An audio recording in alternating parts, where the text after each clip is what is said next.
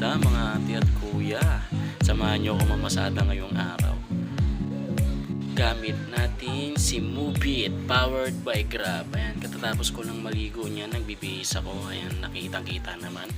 Nagsasapatos na ako niyan. Siyempre, bago tayo pumasada, kailangan mabango tayo o bagong ligo tayo. Kasi nakakaya naman sa pasahero, sa mga customer natin na hindi tayo naliligo pag bumibiyahe tayo. Amoy alimuong. Kailangan mabango tayo lagi pag pumapasada. Number 1 yan, hygiene. Importante sa lahat. Yan. Ayan, kinuha ko na yung leg bag ko dyan. Ayun na yung ginagamit ko simula nung kasi laging puno ng barya yung bag. Nakakangawit sa bewang. Tsaka naiipit yung manoy ko. Kaya pinalitan ko yung gamit kong leg bag. Yan. Importante lagi yan, mabango yan. Lagi tayo magpe-perfume o magpapabango. Iyon, no? By the way, ang gamit nga pala nating helmet dyan is yung collaboration ng Team Payaman X Spider.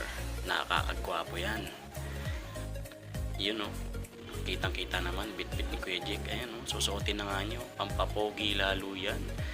Kahit hindi tayo gwapo dahil sa helmet na yan, popogi tayo. Ayan, kitang kita naman, di ba? Modular helmet icon ng Spider X Team Payaman. Solid yung helmet na yan mga kuya at ate. Yan.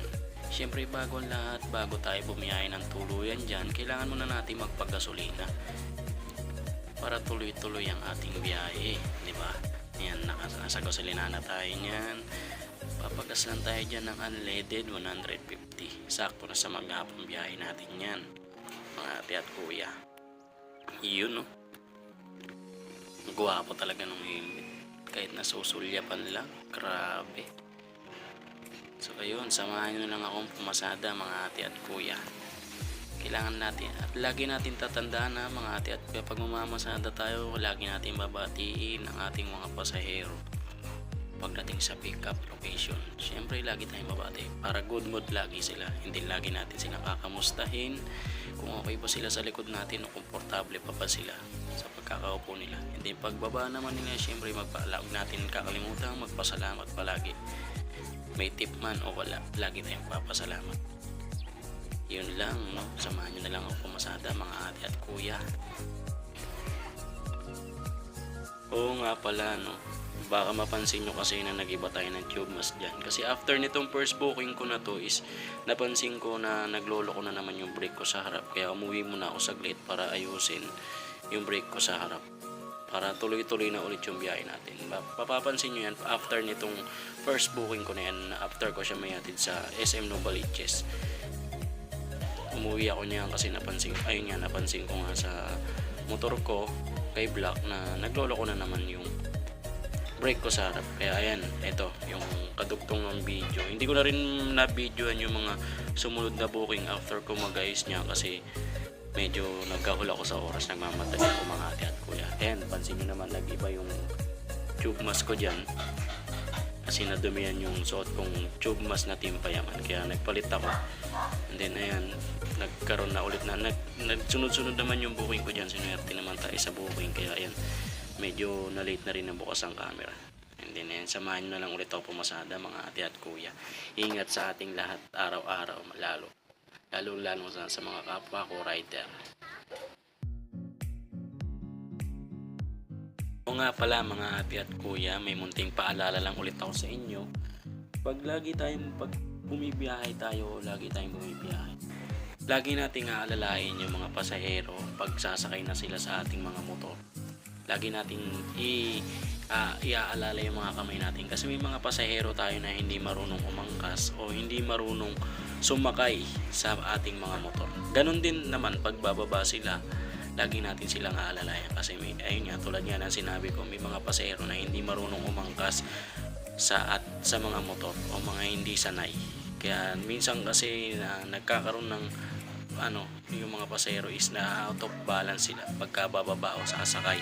Kaya lagi natin silang aalalayan para na rin sa kanilang kaligtasan. At syempre lagi nating i-check kung safe ba yung pagbababaan o pagbababa ng si pasahero. Lagi tayong titingin sa likod kung may mga may kasunod bang sasakyan para iwas disgrasya na rin bago natin sila pababain, di ba? And then pag nakababa naman na si pasahero, is if ever na nasa gilid tayo ng kalsada, lagi natin silang ipapagilidin sa bangketa pagka magbabayad, kasi karamihan napapansin ko o kalimitan na nangyayari sa akin is pag magbabayad o pagbaba ni pasahero, pag magbabayad siya is lagi siyang nasa left side. Syempre pagigilidin natin sila sa kanan kung saan walang mga sasakyan na tumataan o hindi nadadaanan ng sasakyan para iwas disgrasya, diba? Lagi natin tatandaan yan, lagi nating tatandaan ang kaligtasan nating mga rider, lalong lalo ng ating mga pasahero. Yun lang mga ate at kuya, samahan nyo na ulit akong pumasada. Maraming salamat.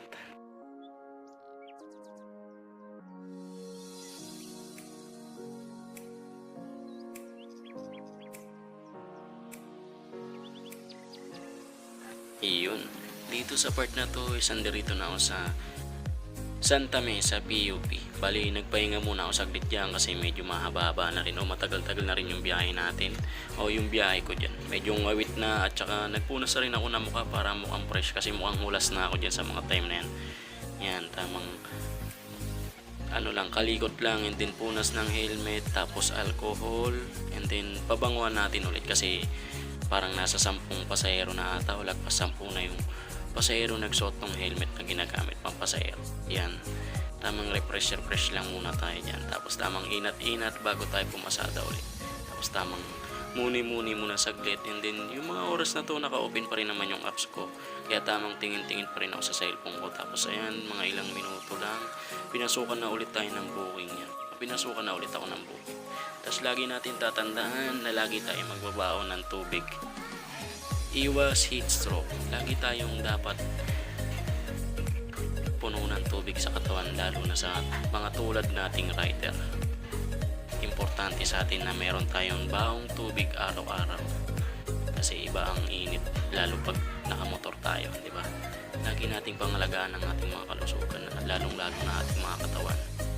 Kasi ito lang ang meron tayo. Ito ang ating puhunan bukod sa motor. Yan, samahan nyo na ulit ako sa tuloy-tuloy nating biyahe mga ate at kuya.